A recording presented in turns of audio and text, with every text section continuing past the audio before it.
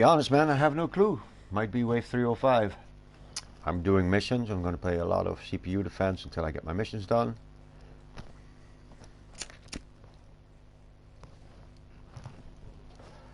No music this side. I'm going to be talking about a physicist called Stephen Hawking. He died about a year ago. And his final prediction, 7 months ago, was that the human race will diverge, which means split off, with a new kind of species that are wealthy, genetically engineered superhumans. And they'll be dominating the unimproved, or the natural people. Wow, superhumans, that's a dangerous concept, man. That comes straight out of Nietzsche and Hitler. There's a bee in my house.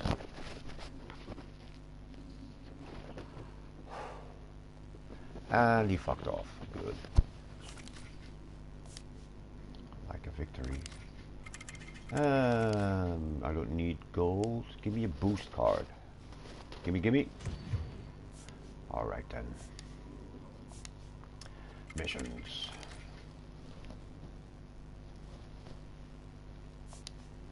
Let's have a quick look. Any new stuff?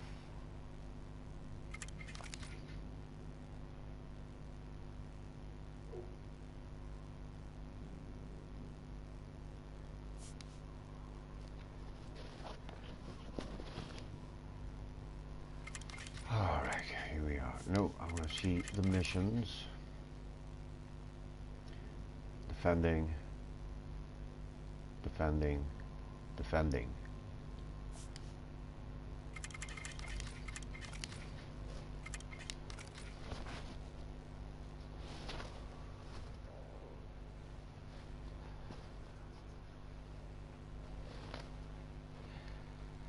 So I'm gonna get into this article after the fold.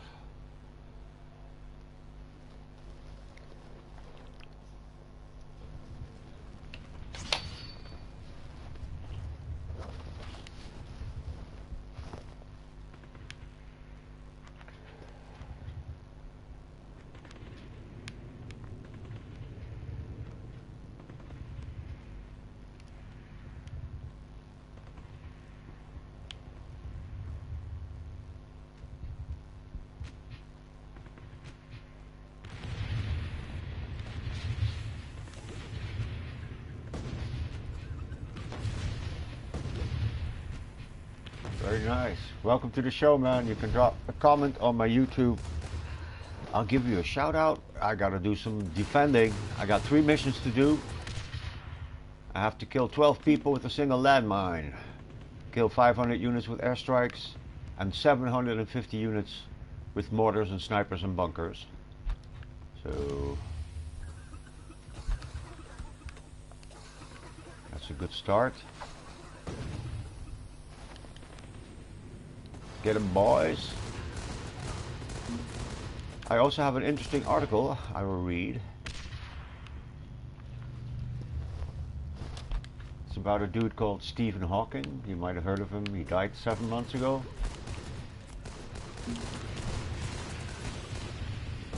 He's a bona fide genius, and he said some shit that's interesting.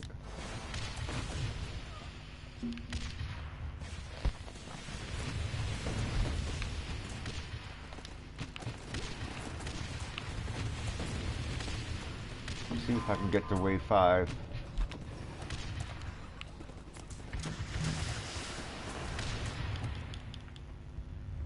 Come on, wave 5 please.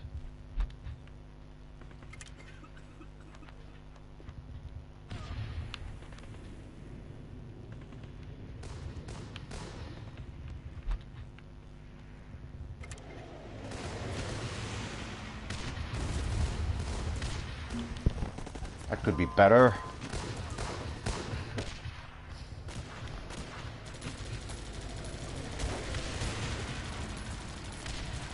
Shoot, fire your weapon.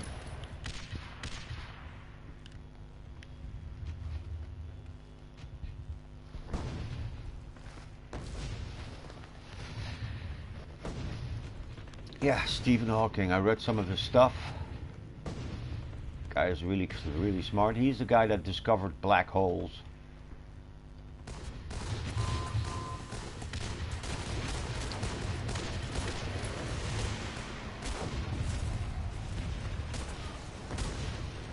Funny thing, we know all about black holes, except we have never seen one.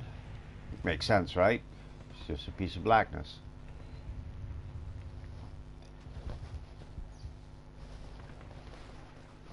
One of the most interesting applications of these black holes is called gravitational lensing.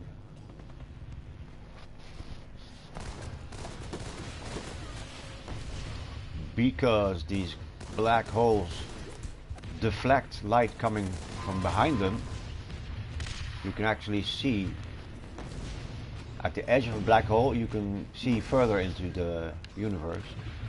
So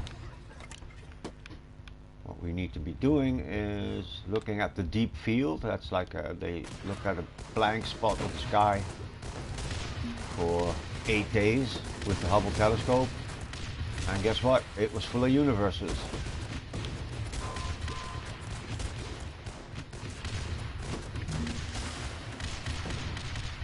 And the further you look away into space, the further in time you go. So we started looking at these really small baby universes. Hang on. Galaxies, my bad.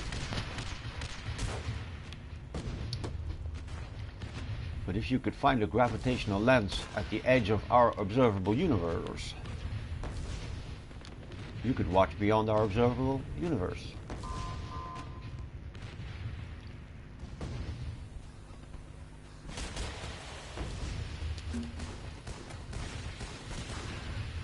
Current knowledge says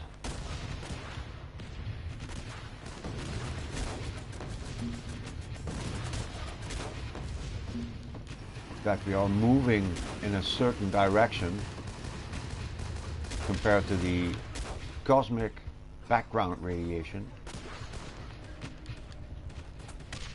And what interests me is what direction are we coming from? Because that kind of implies, oh hang on, the 12 units, let's do the 12 units. 12 units. Come on, 12 units, single landmine. Let's go. Almost.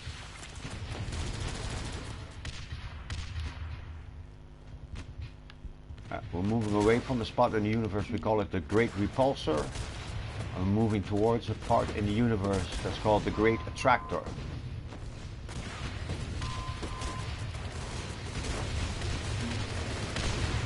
Alright.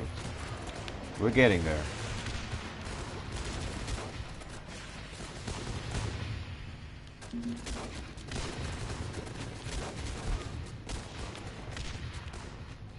Well, I can't help this. Nice. Way to go, engineer. See if I can get 12 units in here.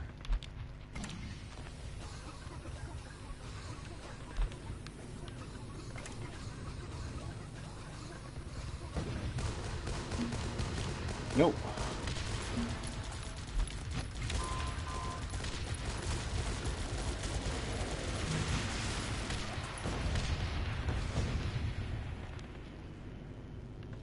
So there's a great repulsor and a great attractor. Now this hasn't been scientifically proven, but a dude like Howard Bloom, isn't it his name? He says the universe has two poles, just like a magnet. There's a negative pole and a positive. And everything that gets attracted into this positive pole, or the great attractor, then becomes antimatter, which is ejected from the great repulsor. And that turns into regular mass. That's where we are. Regular matter going to the great attractor and then reappearing from the great repulsor as antimatter.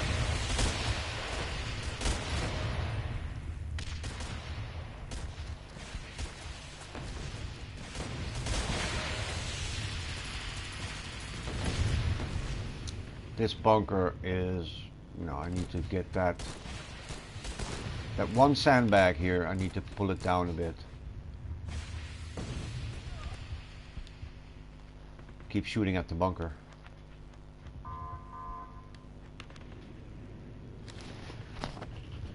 Alright, let's get some tea. Some tea in my face.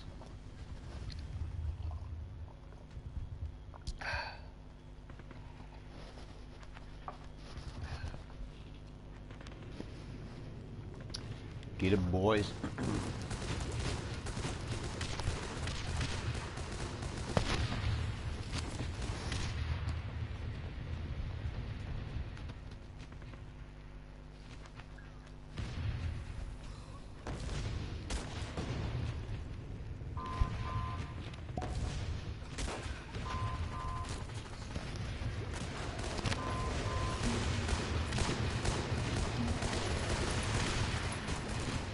No fly zone over here.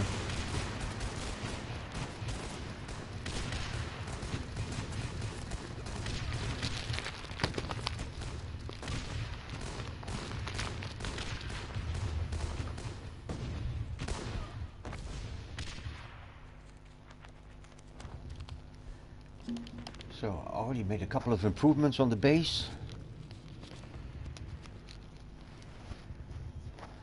Let's get into this article.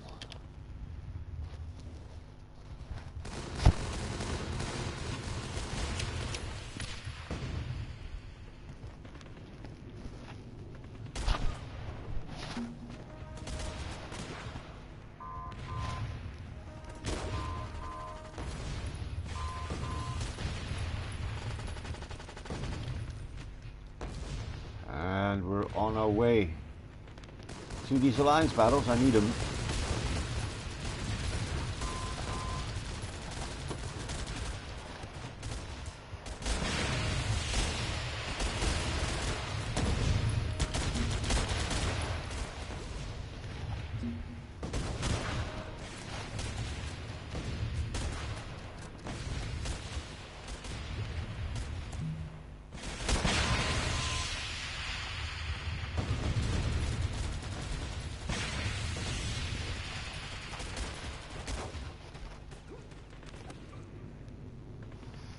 So this dude, Stephen Hawking, died 7 months ago. You might remember him. He's the dude in the wheelchair with the artificial robot voice.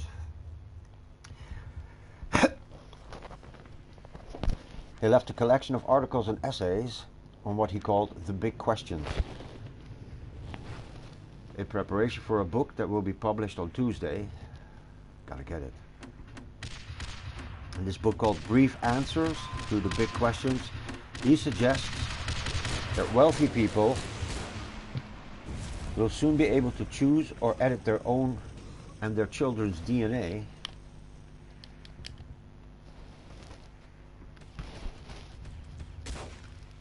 to create superhumans with enhanced memory, disease resistance, intelligence, and longevity.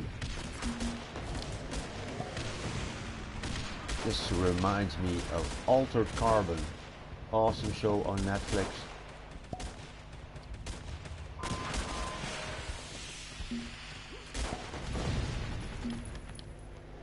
And are we done here? Probably. Quote, "I'm sure that during this century people will discover how to modify both intelligence and instincts such as aggression," he wrote. "Laws will probably be passed against genetic engineering with humans, but some people won't be able to resist the temptation to improve human characteristics such as memory, resistance to disease, and length of life."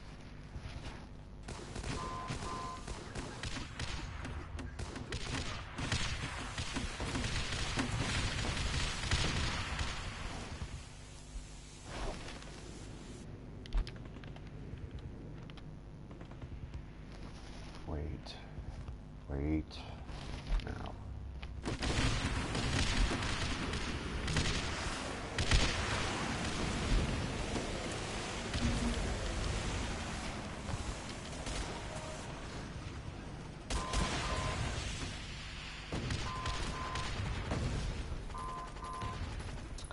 Quote, "Once such Once such superhumans appear, he added, there will be significant political problems with improved humans who won't be able to compete. Unimproved humans who won't be able to compete. Presumably, they will die out or become unimportant. Instead, there will be a race of self-designing beings who are improving at an ever-increasing rate. Yeah, you would have human 1.1, human 2.1. There'll probably be some beta units. You could try out the open beta for the superhuman.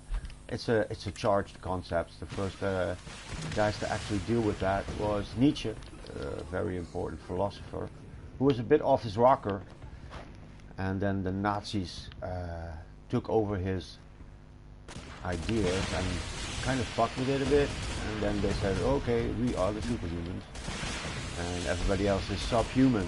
And once you say a certain person or race of persons is not really human, there's no end to what you can do to them. But the superhumans will have increasingly upgraded intelligence.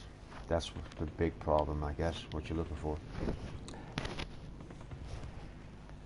Hawking was referring to DNA editing techniques such as CRISPR, a 6-year-old technology which allows scientists to manipulate genes to discard harmful traits or add new ones.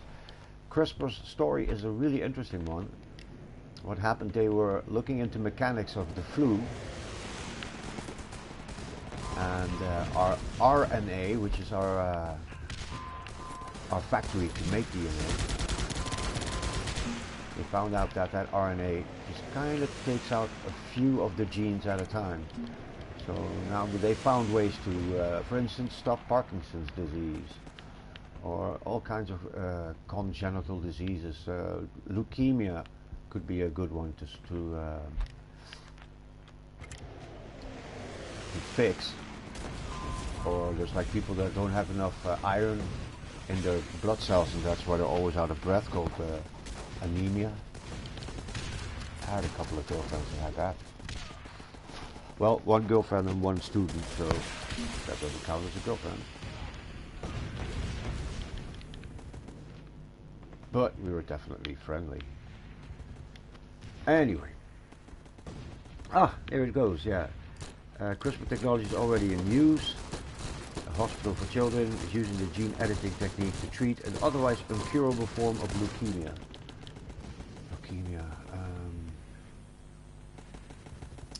That's another blood disease. Kind of nasty.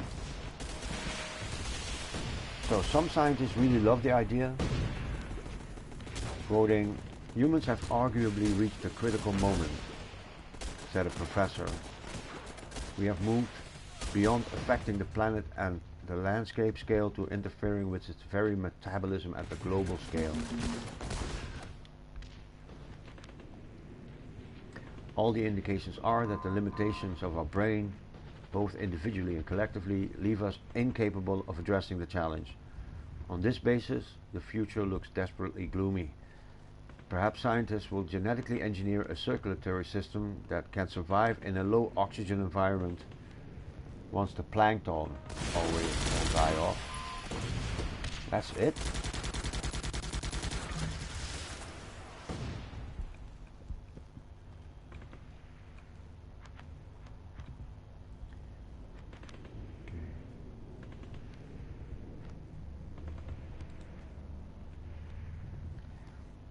Linking through to that low oxygen environment, this article asks, what would happen if there was no plankton? If all the plankton died, what would be the consequences? Plankton is that stuff that whales eat. Plankton is really small organisms in the ocean which take our carbon dioxide and turn it into oxygen.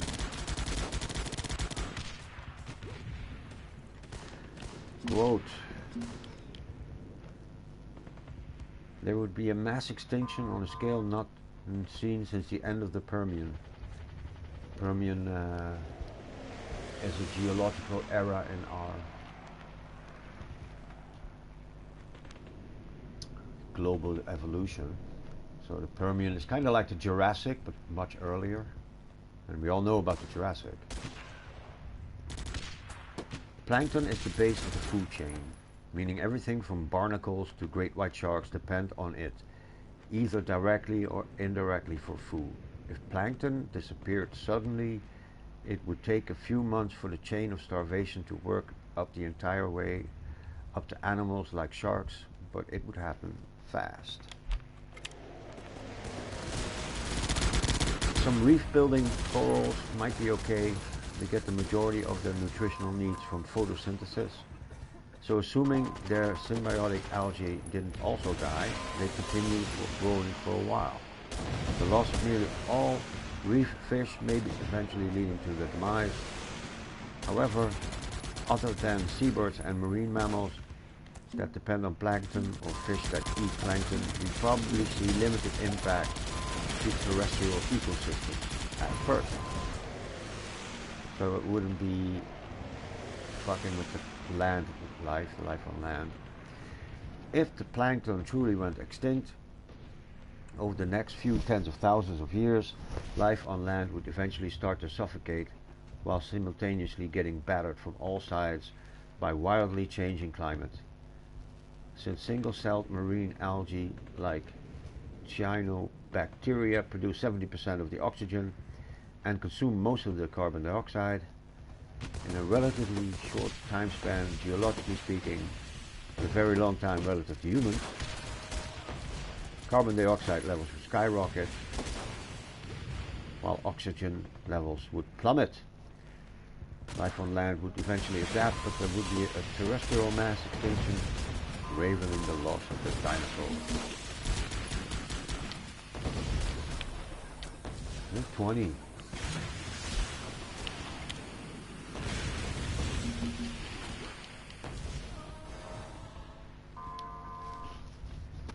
Yeah, that's okay. You can have 1 minute remaining, that's fine.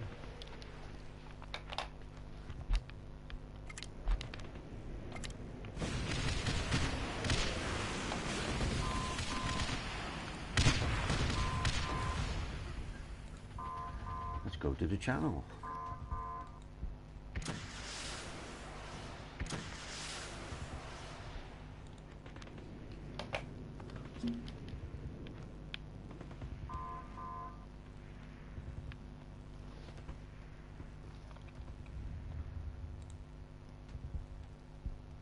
Look at this guy.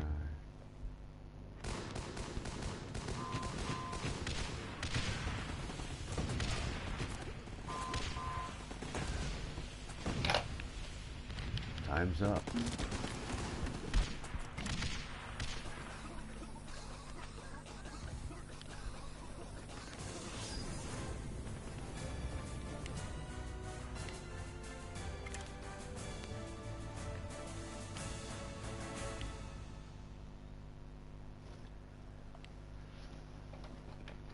Let's have another article happening.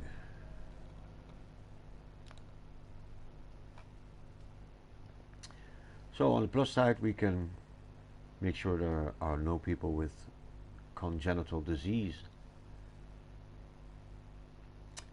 But then we have to fight the superhumans. Russian submarines carry out mock nuclear strike against, quote, enemies. Russian submarines have recently carried out a mock, that's a fake, nuclear attack against their enemies.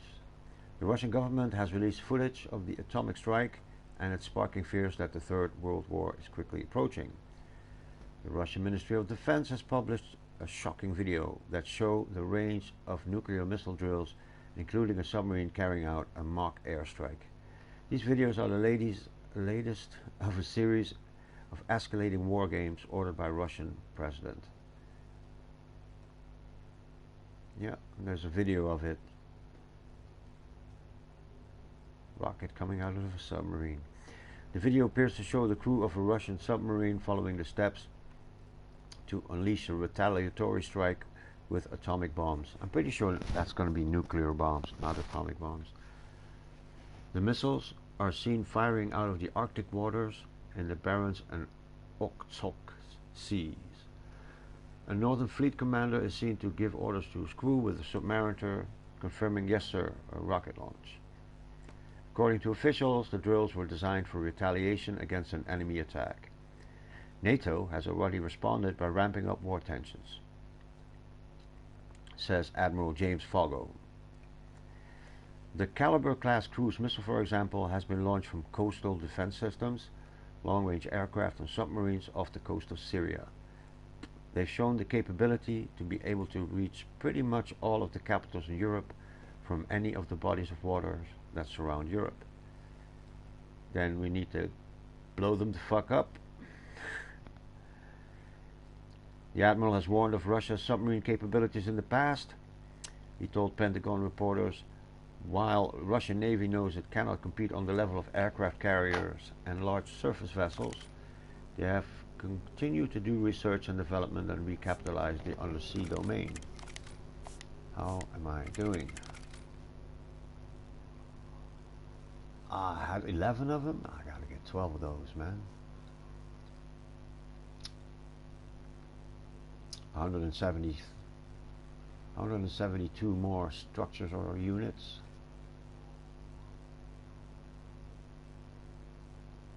Offensive structure cables.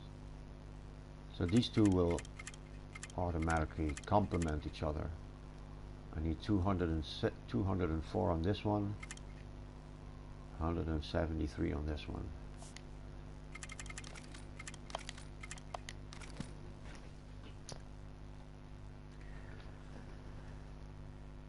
So the Russians see the undersea domain as one in which there is a challenge, and that challenge is the United States Navy and the United States Submarine Force, which is basically part of the Navy, so okay. He continued. I can tell you that we hold an acoustic advantage, and we will continue to do that, he said, referring to the listening technologies that allow sailors to locate subs. The Russian Defense Ministry spokesperson spoke about the drills. By order of President Putin,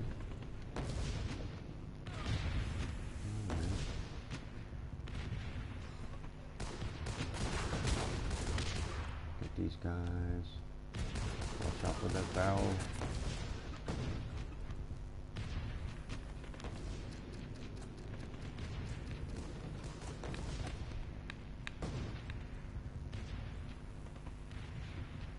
Here's my rocket guy. Oh shit. Excellent.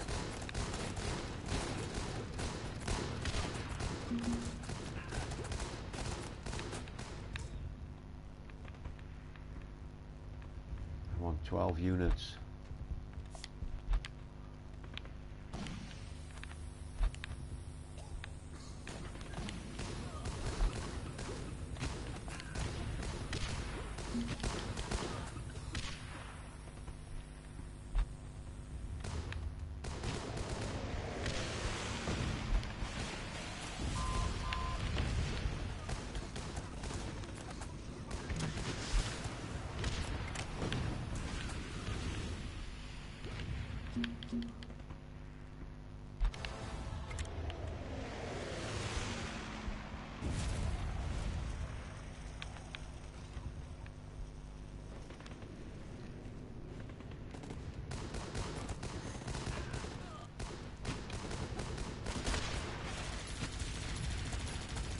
Okay, so far so good.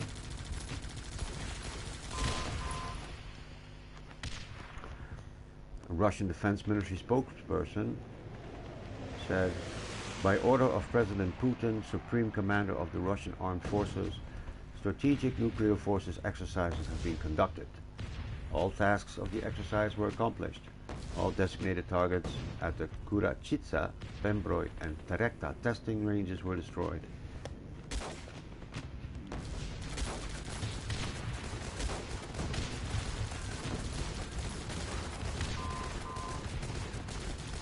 Yeah, choke on that, buddy.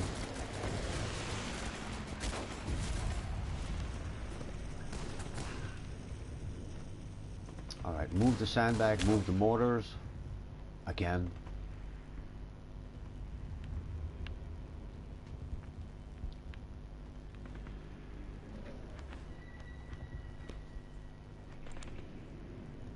Next article. So,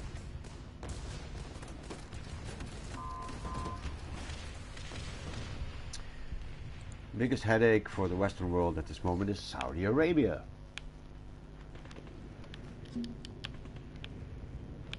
Our frenemy. We only like Saudi Arabia because they don't like Iran. And we don't like Iran.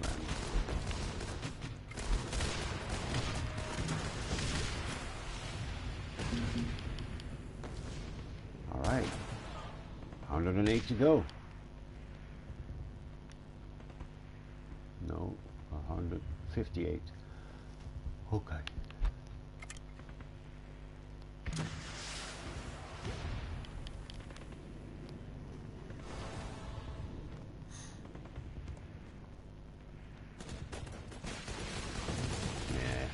I don't want to read this stuff.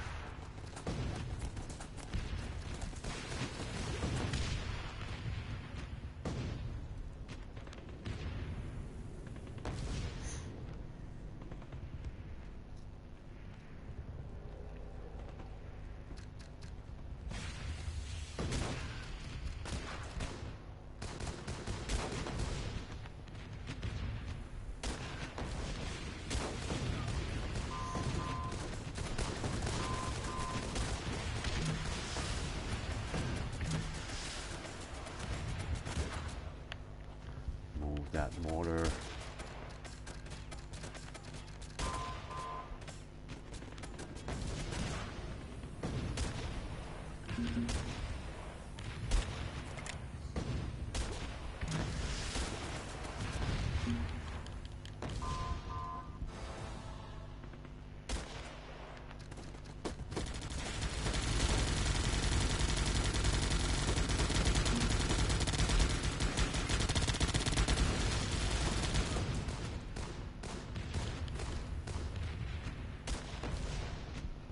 Incredibly annoying sound coming from outside.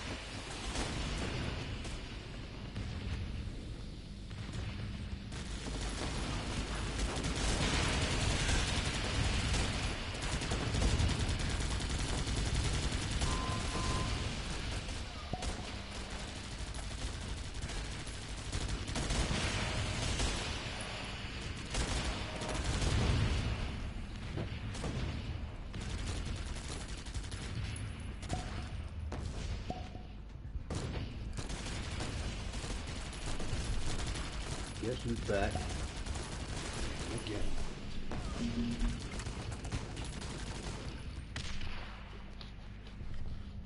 All right.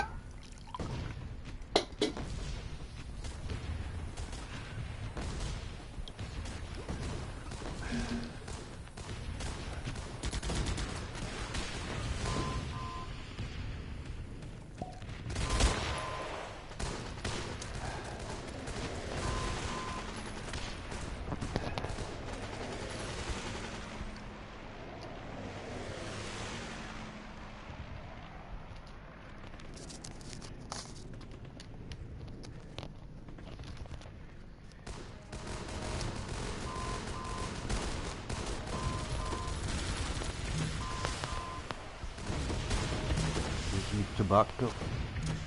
Tobacco. Ah.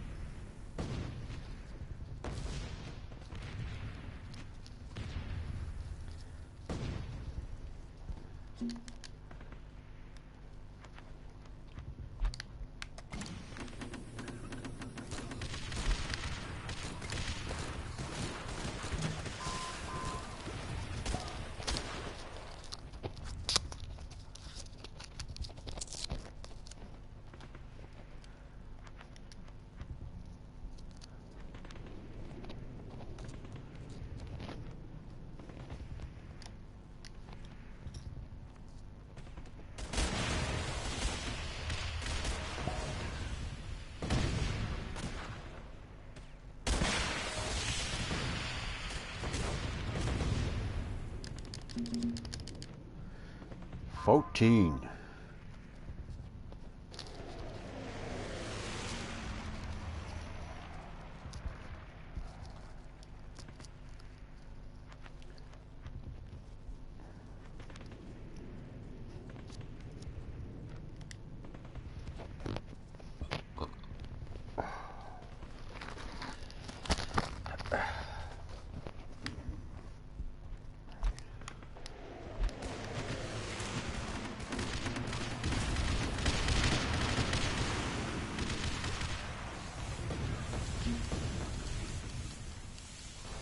$120 to go.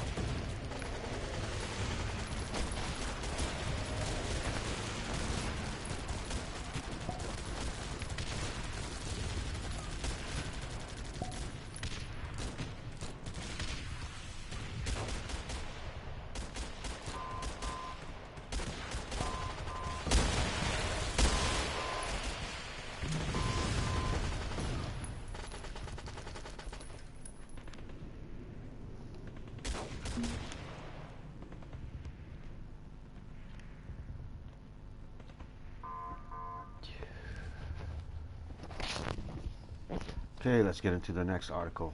There's a way to break the dysfunctional cycle that hinders Moscow's relationship with the West.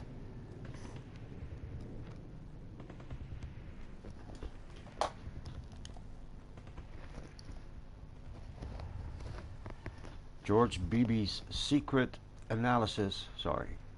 Someone's recent analysis has presented the policy community with a very useful paradigm for understanding recent alleged actions taken by the Russian special services in a number of Western countries.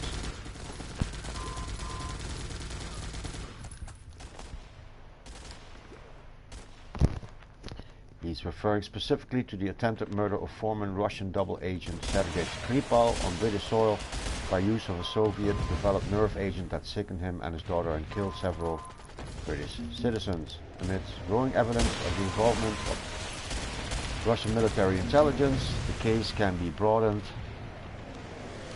to encompass a series of computer hacking, information warfare and operations that were uncovered in the last several weeks in the UK, Canada and the Netherlands. Yeah, they tried to hack us.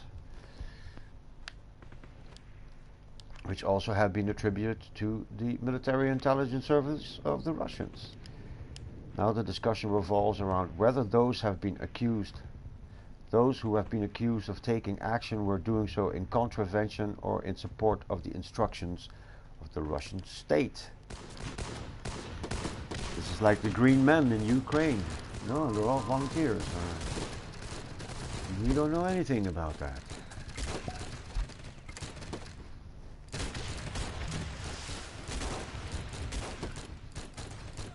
But let's read on.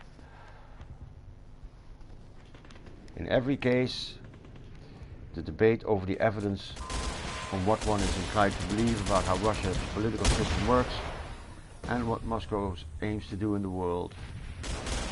I would add, the debate also hinges on the view the government evaluating the evidence has on the desirability of engagement or disengagement with Russia.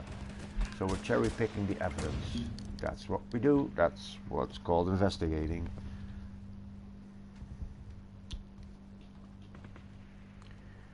I'll give you the short version. Determining to bring maximum pressure on Putin, they make clear it is how locked into pre-existing positions Western approaches to Russia remain. Since 2007 and Vladimir Putin's bombshell remarks at the Munich Security Forum,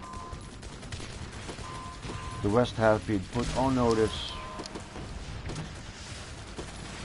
that Russia would seek to revise the parameters of the post-Cold War settlement, particularly in Europe and in Eurasia. It would seek to do so cooperatively wherever possible, but by use of both conventional and non-conventional force whenever necessary.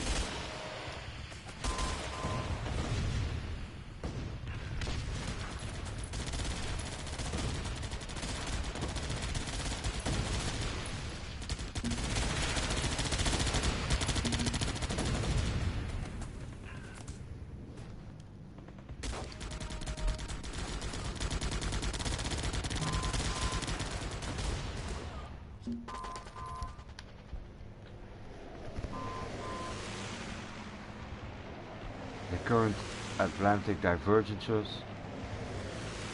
on policy towards Russia stem from this basic divide between those who see Russian transgressions as a distraction from Russia's overall integration with the West versus those who see them as intrinsic to Russian statecraft and policy.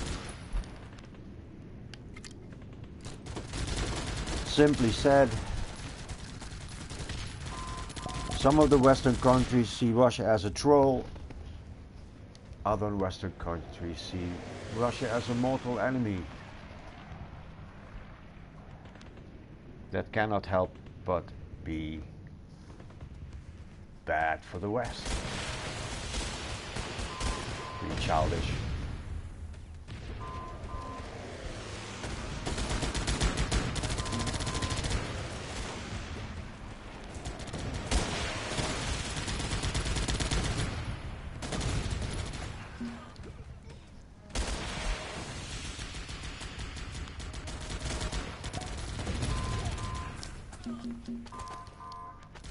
You survived. Come on, guys.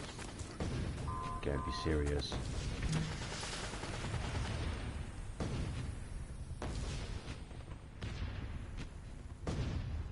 Yeah, I'm gonna switch out that anti-air for that bunker, fix that sandbag, and move that mortar.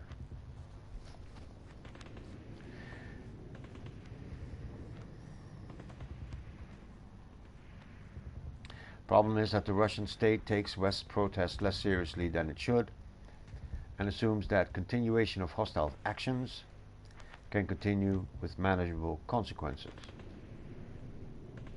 In turn, Russia's behavior inflames Western politicians who begin to contemplate much more stringent penalties or are prepared to sacrifice even areas of beneficial cooperation in order to punish the Kremlin. This begins to move us into a lose-lose territory. Everybody loses. And war does not determine who is right, it determines who is left. Nice little pun there. Fart cushion. Yeah, thought so.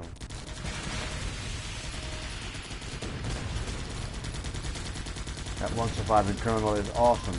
Exactly where I need to put him. I can put him a bit more to the back even.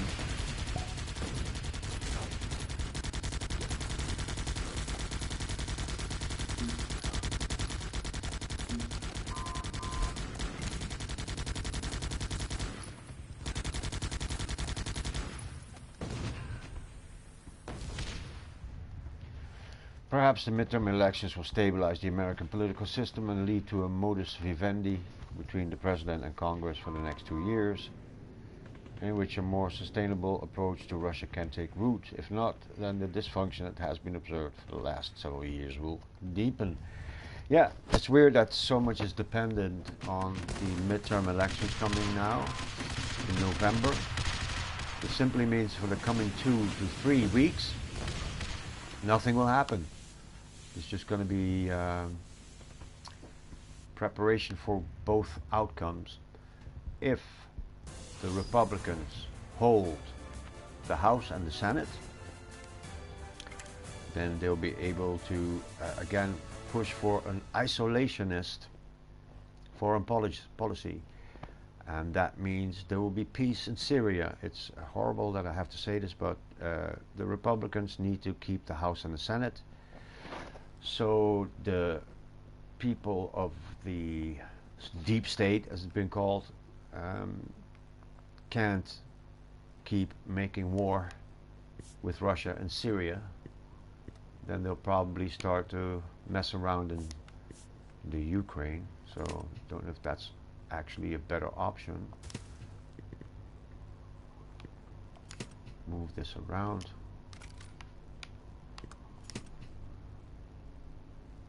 It has to be in front here.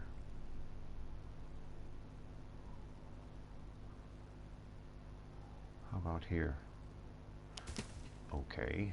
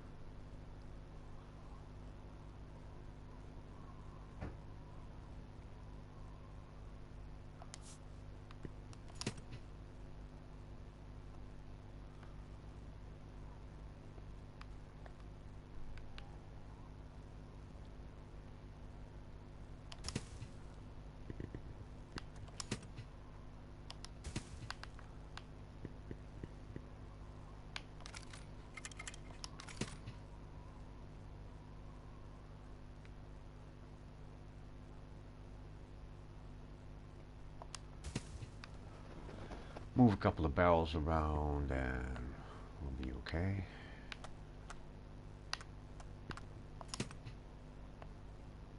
Yeah, I never thought I had to. I was going to say this, but Republicans need to keep power in the House.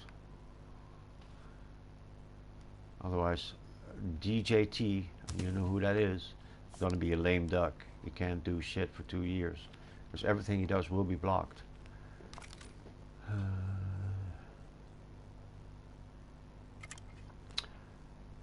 Turns out DJT might be a good wartime president.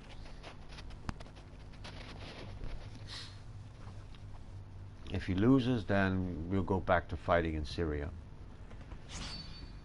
And as I said many times before, we do not like who won the war, but at least the war will end.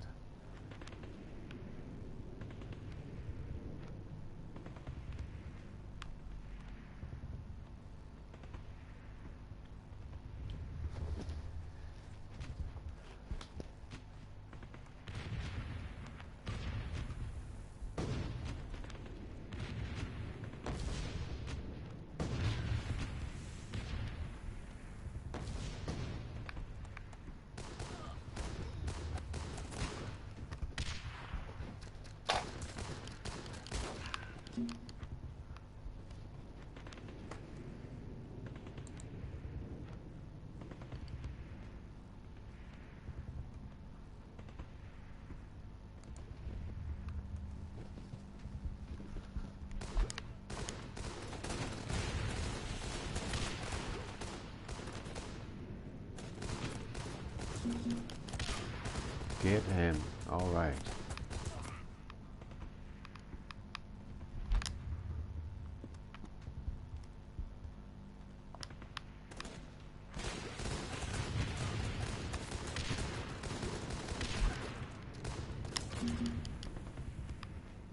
I want to keep those mines. Really, I do, yes.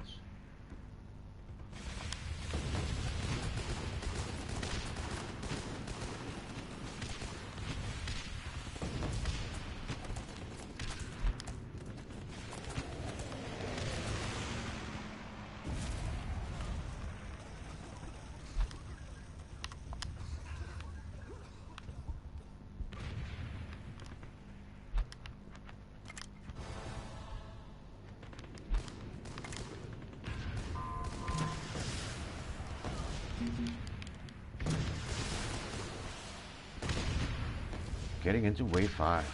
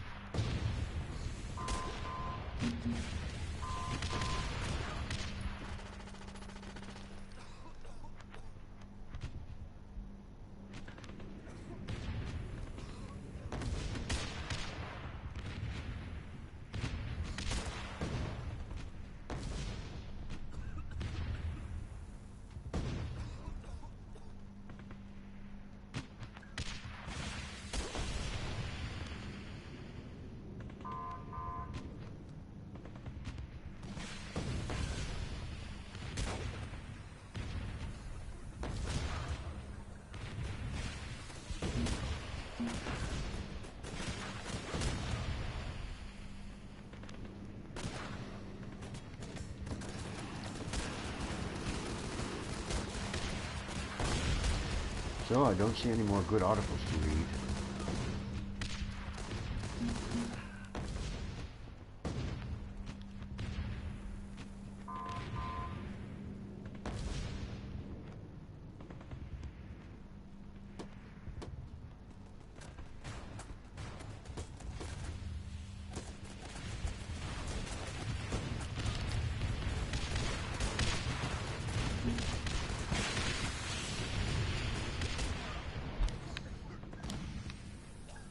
12. 12 guys. Over here maybe? Yes. Excellent. I think I have to do one more defense and then... Oh, what happened here?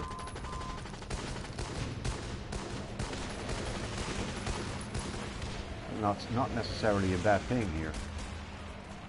This position here.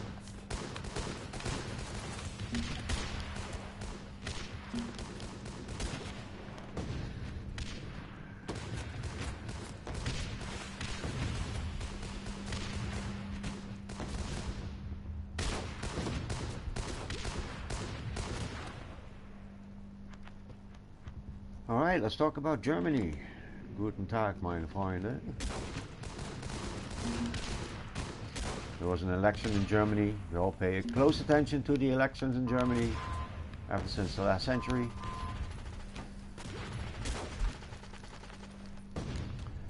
We've had a person in power there for the past 13 years, something like that. Angela Merkel. I don't really mind. She's an okay person, you know.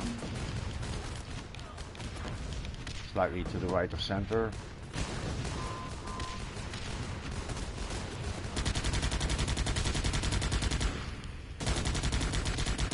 But there was a ruling coalition between the socialists and the Christians. Been going on forever. Things are changing. Christian party is losing votes. The extreme right party is gaining votes. I will warn them again. Should the extreme right come to power in Germany, we will split up Germany in 6 different countries and give it to some other people. They might not even want it.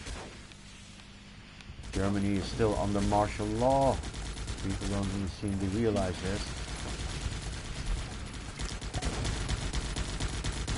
We could invoke a state of emergency at the drop of a hat.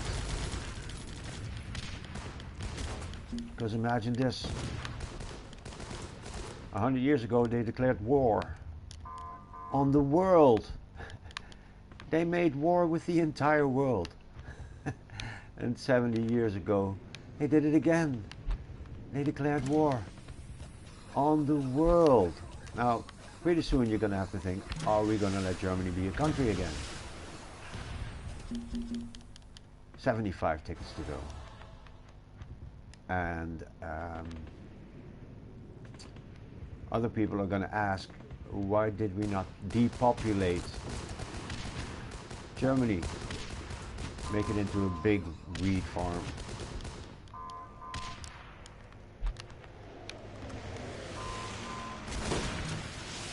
Something you only see in Syria nowadays, which kind of reminds me of the old days when the country used to be called Assyria, where they would go ahead and kill everyone. If there's a revolution, everybody has to go.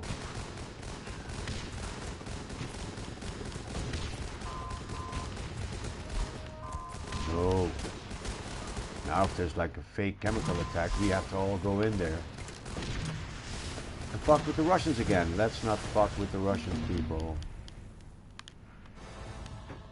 The Russians have huge balls and are almost always drunk. So careful. I like Russians. They killed a lot of Nazis.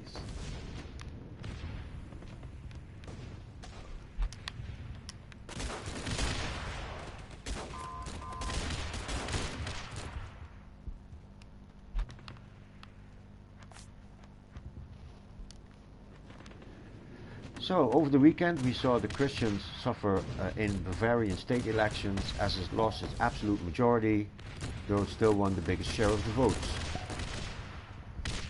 Large gains were made on the left by the Green Party, who came second, and on the right by the Alternative für Deutschland, Alternative for Germany, who came fourth and now enters the state parliament.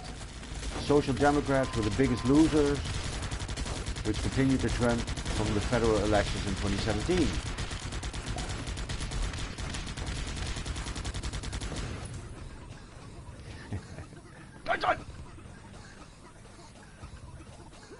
Current political calculus suggests a coalition between the Christians and the Free Voters, who came third. Free Voters are made up from many former Christian politicians and position themselves as a protest party and in favor of rural and local issues. Well, that'll work. Local politics. All politics is local, by the way. So, no problem so far. No Nazis in power. But one takeaway is that the trend away from establishment parties continues in Europe. Another is that local and national interests are dominating over international interests, a potential negative for European-Italy negotiations. Yeah, people in Italy are spending too much money. And this is why Brexit is such a goddamn bitch. It used to be that the Dutch and the British would band together and make sure that the French or the Germans, the French don't spend too much. The Germans are usually fiscally a bit more responsible, but in the case of Italy, just printing money and spending it, we can now no longer depend on the British to side with us, the Dutch. That, and it's going to cost the Dutch 15 billion euros. And if you know a little bit about the Dutch, is that we don't like to pay for shit. Because our hard-earned money, we like to keep that ourselves. And we're already the most taxed country in the world. That's what I don't like about Holland. You get taxed up the ass. And then there's all kinds of unwritten rules here in Holland, which really sucks. But it's still the freest country in the world. It's a country where I can, if I wanted to, I could smoke a joint while fucking a hooker in front of the car. So, sorry about that, Mr. America. You're actually not the freest country. You lead the entire world in prisoners. You have more prisoners per 1,000 people. You know, for every 1,000 people, there's going to be a certain amount of prisoners. You guys beat China. Stop locking up innocent people. Well, yeah, but they did some drugs. No, that's a victimless crime. Nobody ever got hurt by somebody else using the drugs. Maybe they robbed someone because they have to get the money to pay the dealer, who is also the dealer for your hard drugs. Well, over here in Holland, I can go to something called a coffee shop and get my drugs. And I can still do it. I haven't smoked in 12, let's see, June, July, August, September. I haven't smoked in 14 months. But if somebody wants to do that and go buy his weed in a coffee shop, I'm still all for it. Because that guy doesn't have to go to a dealer on the street who will also sell him cocaine.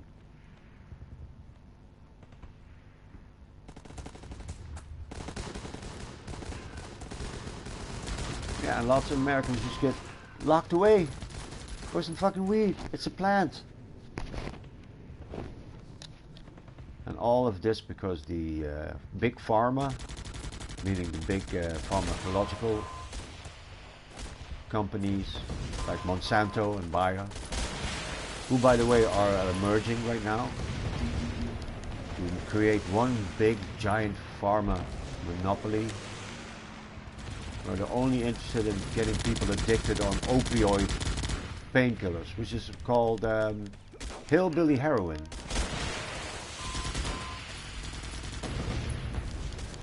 So they punish you for smoking a plant, but at the same time they want to get you addicted to synthetic heroin. Something gone wrong, man. And then if you run out of money from the insurance, you're going to have to go to the dealer. And that weed dealer has a coke, and he probably knows a guy who can get you some heroin to fix the pain. The problem is, The heroin will make the pain go away, but heroin is a very jealous drug. It'll take your money away, it'll take your kids away, it'll take your house away, it'll take your job away. Why? Because people that are addicted to heroin don't care about those things. All they care about is getting a new fix. It's not the heroin that kills them. It's the fact that they don't take care of anything anymore. So, making nice moves here. Anyway, let's get the short version of the stuff in Germany. A potentially negative course for markets would be for the coalition to break down and new elections to be called. As a reminder, the euro fared poorly after the inconclusive election results in 2017 and during the initial coalition talks with the FDP, which kind of is my party. I'm a progressive liberal, so I want people to be free to do whatever the fuck they want, but I also want just enough tax so we can take care of the people who have no job. So far the euro has fared well today, but we need to keep a close eye on developments and need to add Germany to our growing worry list, containing now Germany, the stock problems in the United States. You get a share in the company, but the shares are way too expensive. There's no way you can make that kind of money. The problem with rising interest rates, there's a US-China trade war, Italy spending too much money, and Brexit is getting serious. People are just gonna fucking leave the European Union. We don't like it. Okay, someone's watching, but I can't see the chat. How is that? Hey, chat doesn't work.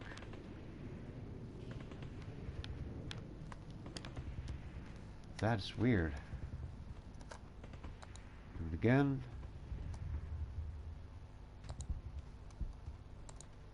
Let me check. Yo. Oh. Well, chat message didn't come through, so I don't know who's watching. Yeah, I just had another lecture about how the world's working at the moment.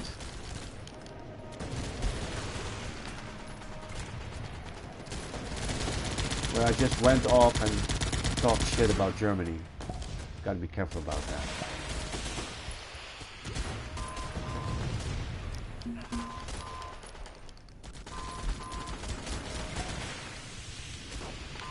Doing lots of missions. Doing pretty well.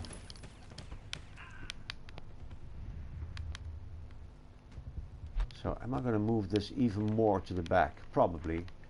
I moved this over here now. That's better. And I put the mortar forward a bit. Those should be the final tweaks.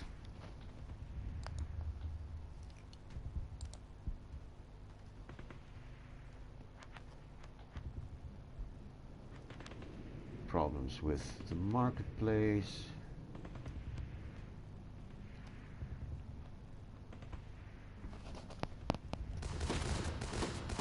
Julian Assange is still alive, that's nice.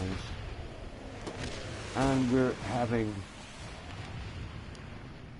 protests in China because people's houses are becoming worthless.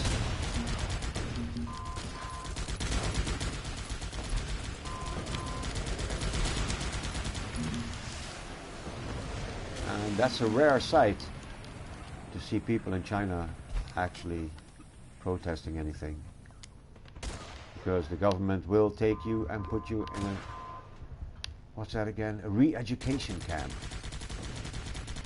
which is a fancy word for a concentration camp. Here's the problem of the ideologies in the West, in the East, meaning Russian communism and Chinese communism. Eventually it all leads to murder.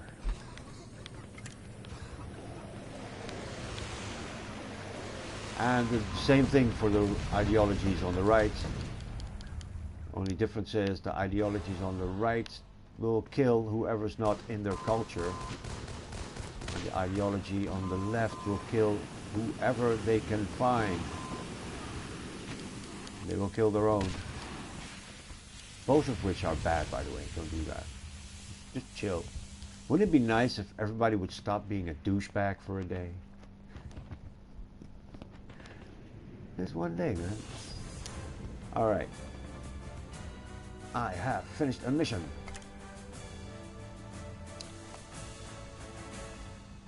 Maybe I'll go play some PvP until I get challenged to a defense wave, at which time I should be able to complete all the missions to gain all the Alliance battle packs, so I can go and help my clan win the championship once that arises. The Alliance season will start in about 9 or 10 hours. We'll go check on that. Delicious pear.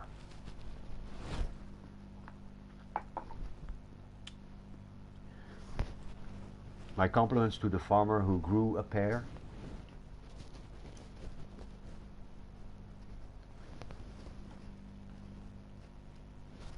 Yep, I said some shocking stuff where I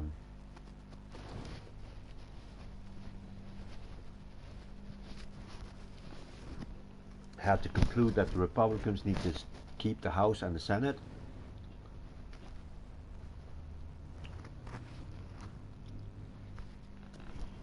To prevent the people in the deep state fucking around with nuclear weapons.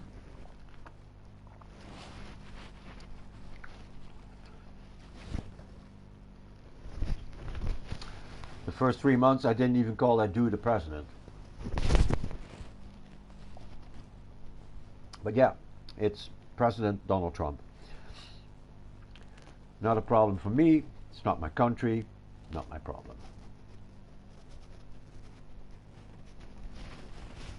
But if the Democrats take the House, then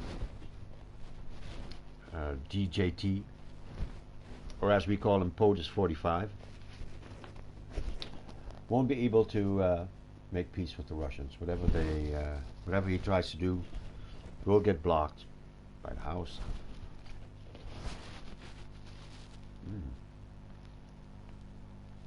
Damn, this pear is good.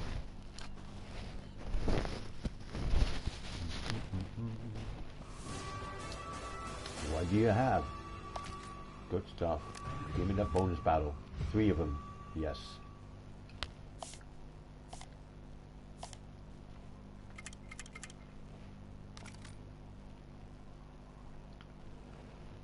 I need 23 more on that one and 32 more on that one.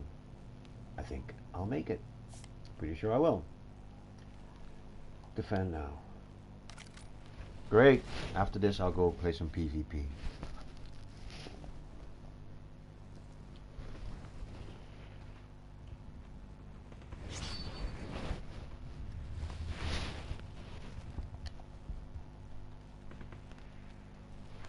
In other news, eating vegetable and fruit will prevent you from getting cancer. Wow, really? Under the open door part of science, kicking in an open door.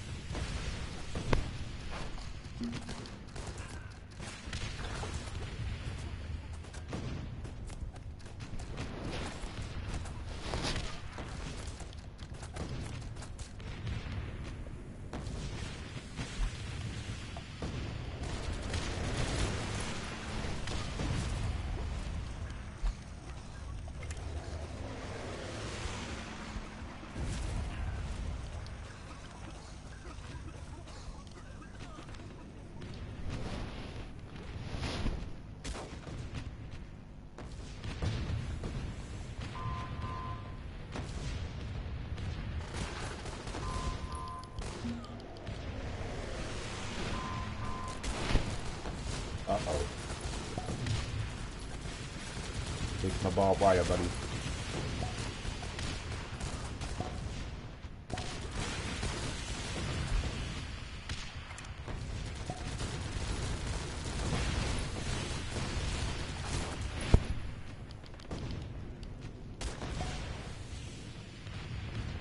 Damn, I need to move the mortar again?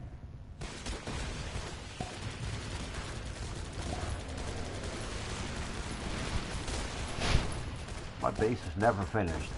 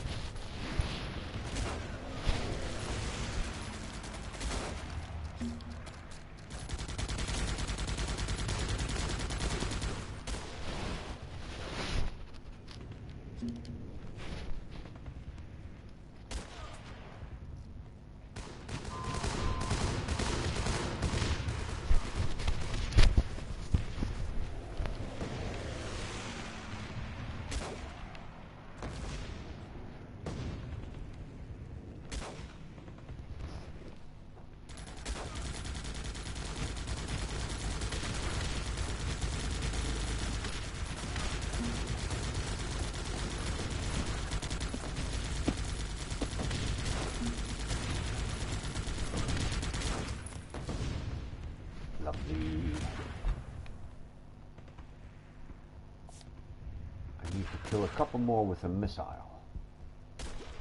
Let's put out a fart cushion and include a missile.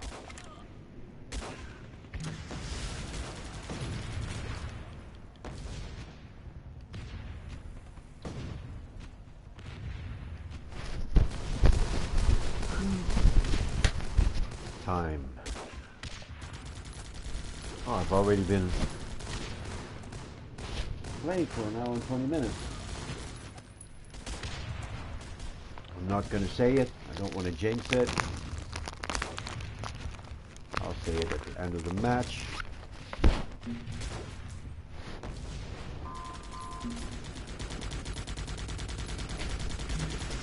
So yeah, the more knowledge and wisdom I acquire, the more I'm convinced about karma. Karma is a real thing, man.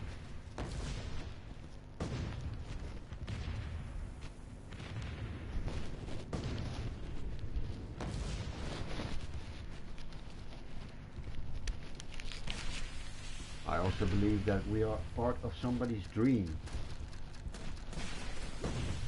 The Indians. The Indians, the Native Americans, I guess. They stated that our dreams are reality and reality is but a dream. Very interesting. Personally, I think that if you dream, your brain gets flooded with DMT, called dimethyltryptamine. Dimethyltryptamine, yeah. Which is a very powerful hallucinogen.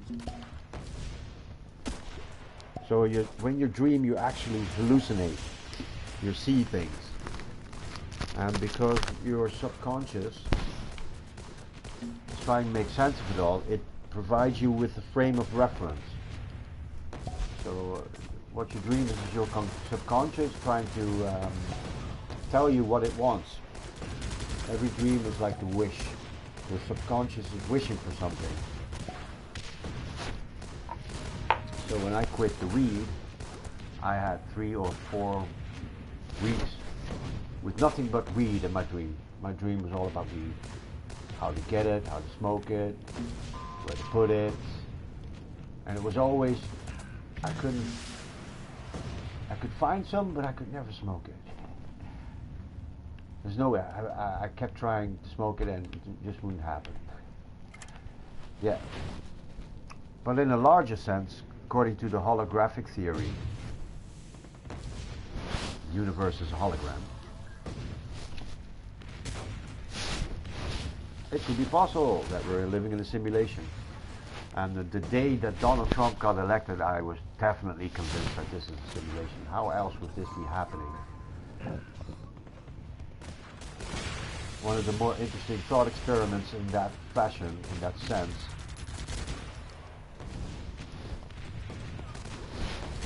is the idea of ancestor simulations. So if computers become more powerful exponentially, which they are, so every 18 months or 2 years, computers become twice as powerful compared to how much they cost, right? You have to factor in how much they cost. 18 to go.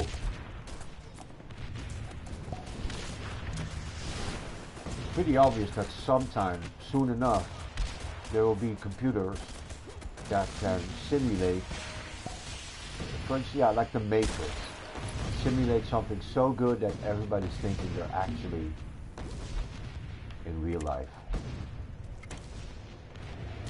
Once that happens, what are you going to do in class? If the computer is so powerful, okay, Johnny's in like 6th grade or something. I want you to simulate your ancestry. So I want you to simulate all of history inside that simulation. And on a goof, Johnny goes ahead and elects Trump. What would happen if this guy actually became president? Now, to prove this is very hard. But what you're going to have to look for is glitches. There's going to be glitches in the Matrix. It's just a computer program. Funny thing, we actually, in studying quantum mechanics, we have found computer code inside the equations of quantum mechanics, so-called error correcting code, inside the equations of the reality of our universe. I can talk about this forever, man.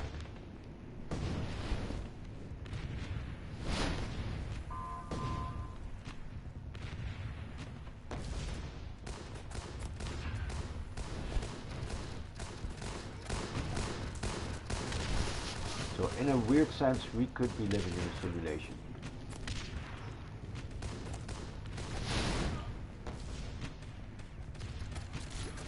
Where our environment, we keep getting better at observing the environment. Because the fundamental nature of things is actually just probabilities. There's nothing that is physical. All there is probabilities, endless possibilities, probabilities. And as soon as you observe that probability, it becomes real. It's called the uncertainty principle. Very basically said, it means, okay, suppose you want to watch an atom. That's what we think is most fundamental to our reality. Everything is made out of atoms. You're going to have to bounce a photon off of that atom in order to observe it, right? No light. If there's no light on it, you can't watch it, you can't see it. Now that photon will disturb that atom in such a sense that you either can no longer tell what the position of that particle is, or what the velocity of that particle is. One of these two will change. If you bounce a photon off an atom, you will change it. You will change either the velocity, or the vector as you like to call it, or the position of that atom. What does this mean? It means that you have to suspend all judgment. If you can't determine where the position is, or even what the velocity is, you have to become impartial. That's one of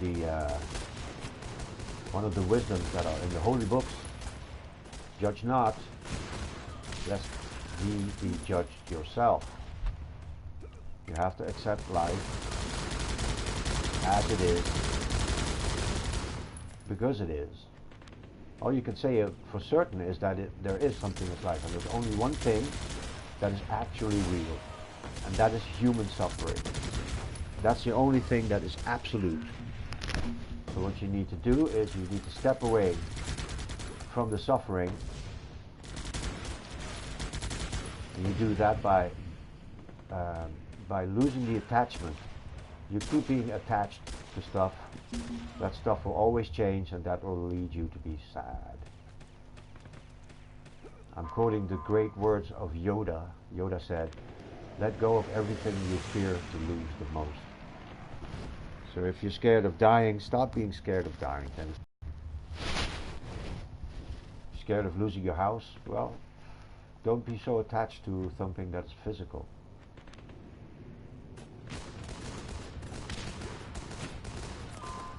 Except, yeah, maybe losing my internet connection. That really, I can't get over that. I gotta be online, man. Speaking of online, I'll be going offline next week for a couple of days. Finish up all of these story modes that I've got laying around. I gotta finish the story mode in Mad Max. I gotta finish the story mode in Destiny.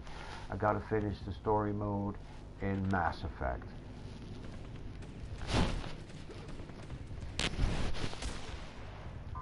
A buddy of mine will probably lend me the new Lara Croft. I gotta finish the story mode in that.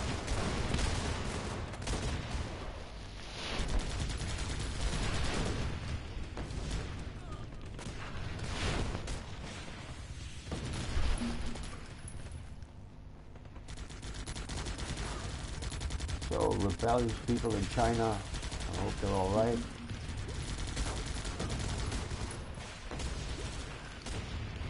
F-16 jet explode after mechanic fires cannon from another parked jet.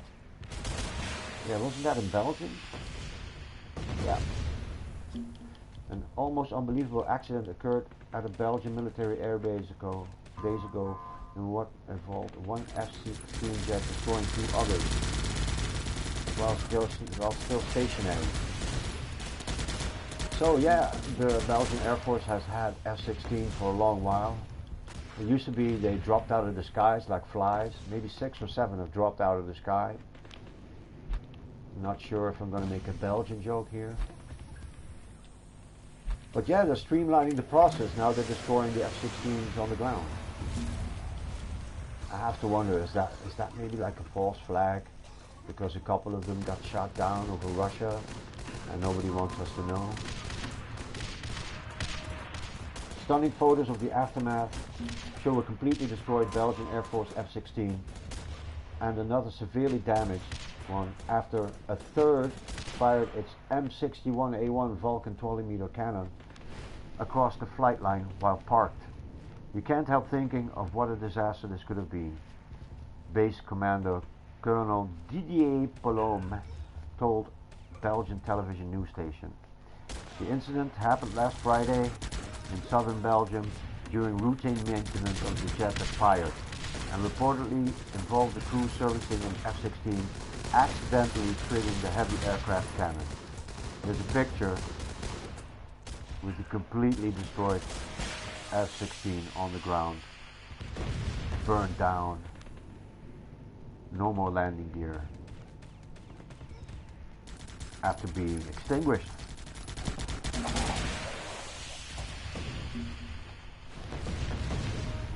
I like the new base. No, you don't.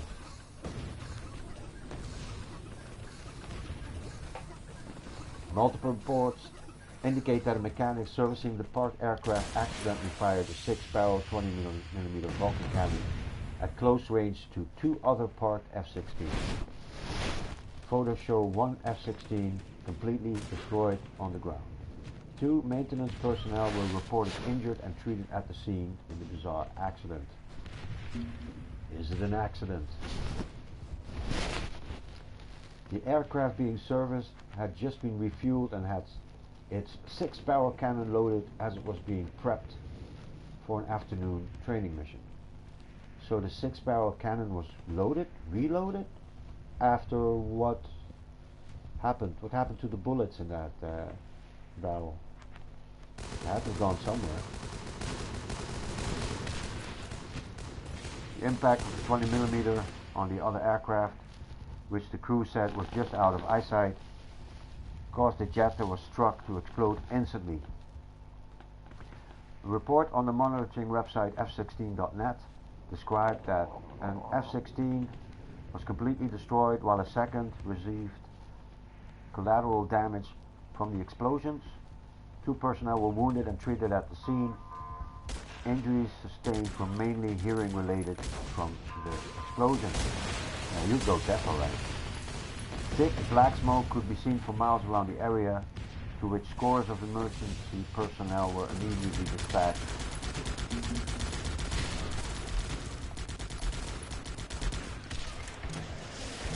I should finish the mission, right? Sure finished the F-16's mission.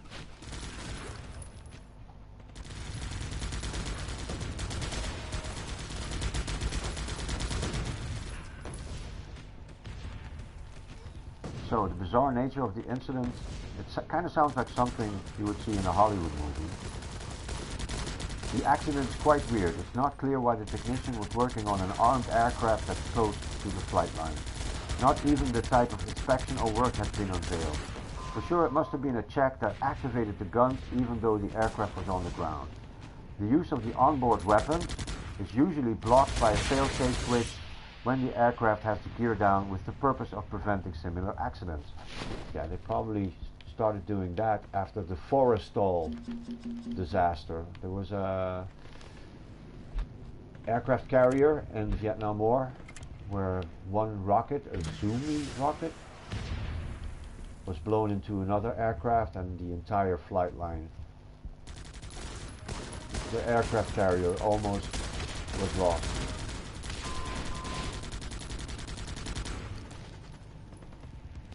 But clearly there were no fail-safes that prevented this strange incident involving a hail of ground fire across the runway.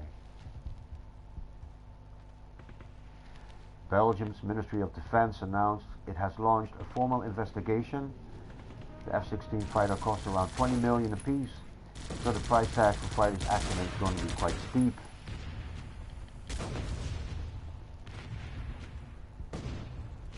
To our knowledge, the incident was not caught on film, or at least hasn't been released to the public. However, to visualize how devastating the 20mm cannon is, especially at close range, here's some test footage of the ultra-rapid aircraft-mounted machine gun at work. You can find that on YouTube under Ultra-Fast Cannons, M61 Vulcan.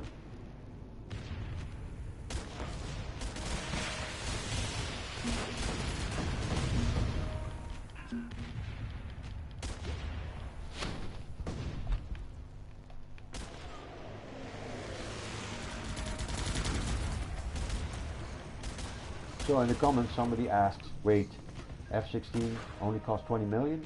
How many of them can you get for the price of one F-35? I'm figuring it's about 16. You figured right. I'm no military strategist.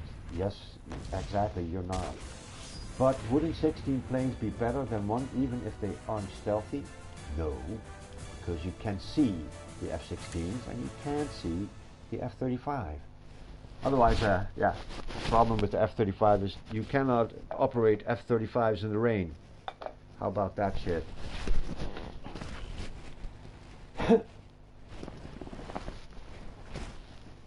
So yeah, the Belgian Air Force. It's a joke that's not even funny anymore. Comments. Oh yeah, baby. Top Gun Danger Zone. Yeah, that's so much. So, alright. I finally getting on these bonus battles.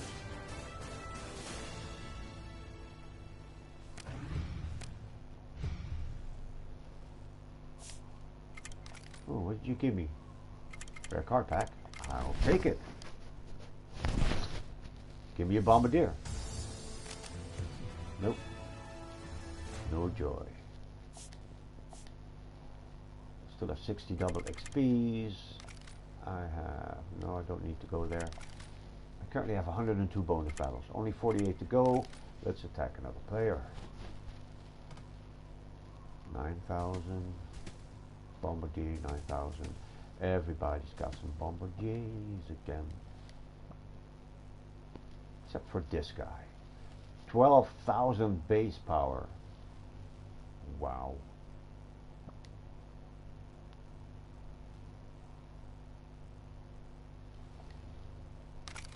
I wonder why the game hasn't crashed yet.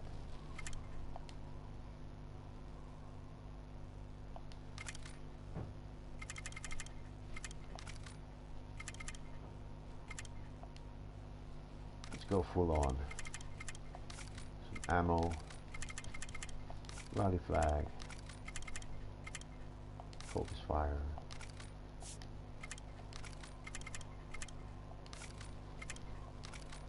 Don't need the tactical boots, so plague or berserk. Go for a unit cap.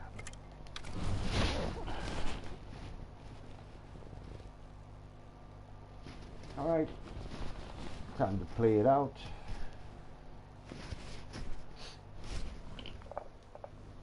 It's getting close to 4 p.m.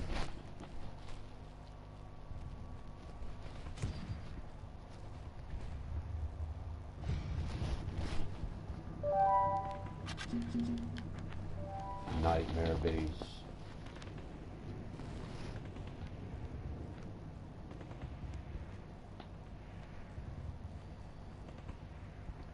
Couple of barrels.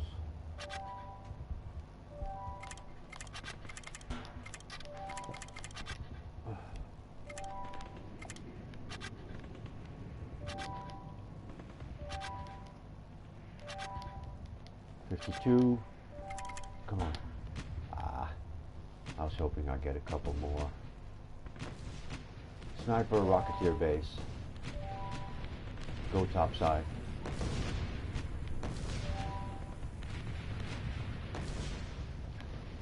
Move topside. Really? Yep.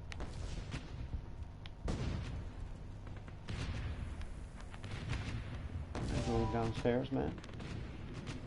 Bombardiers. God damn it.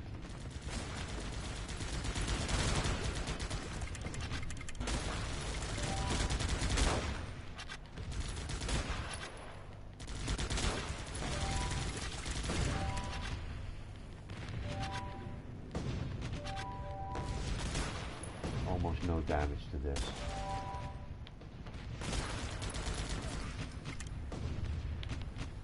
Need an entrance.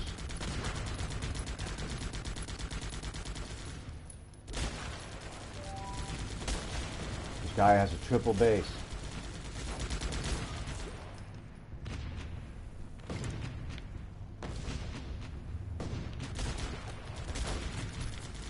Go topside, man. I don't know, man.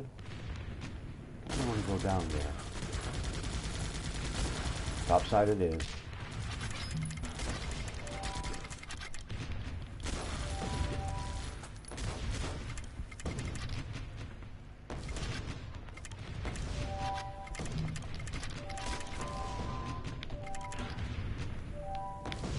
What's wrong with the truck?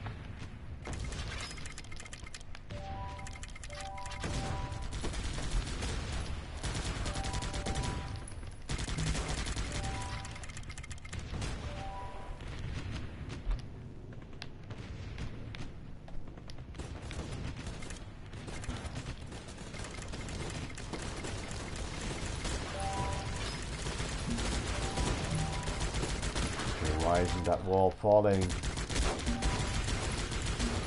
Shooting through the wall. Man. What the fuck?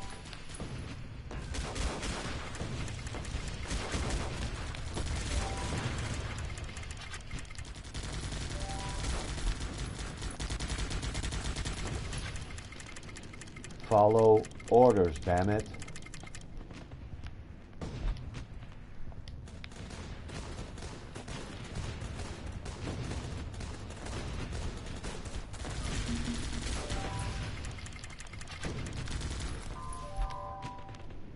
Truck on 50%.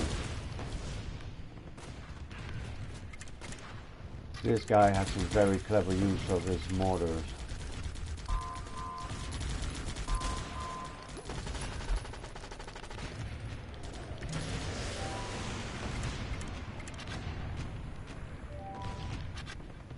Not happy.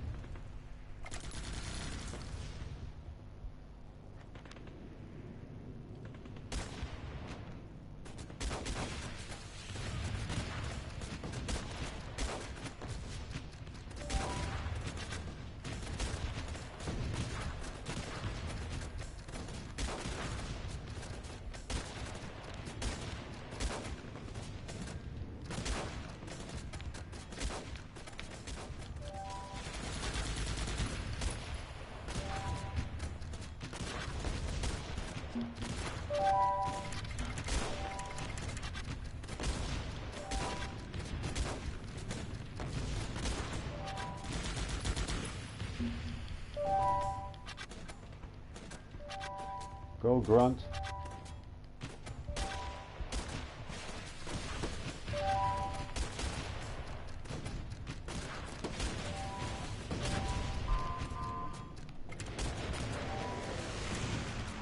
Oh, great. I just lost the colonel. I guess it's guns up fatigue.